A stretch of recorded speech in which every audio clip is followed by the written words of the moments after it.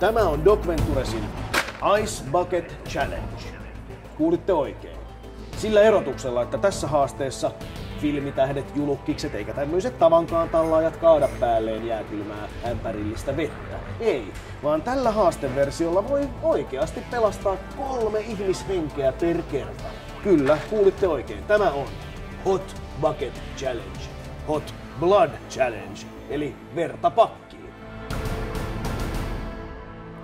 Verta pakkiin on Doc Venturesin koko kauden kestävä aktivismi aina siis lokakuun loppuun asti.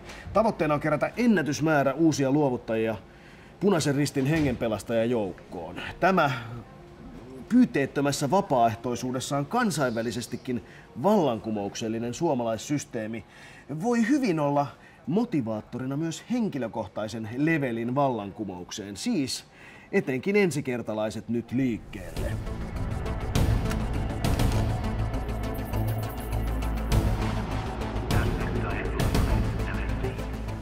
Eli ohjeita. Doc Ventures määrää sinut menemään välittömästi osoitteeseen veripalvelu.fi ja tsekkaamaan luovutusohjeet. Sitten ei muuta kuin luovuttamaan, neulat suoniin ja räppäiset itsestäsi luovutusselfien eli meitsien ja somevärkkeihin laitat sen tagillä eli risuaidalla eli hashtagillä verta pakkiin. Toki palkitsemme parhaat kuvat.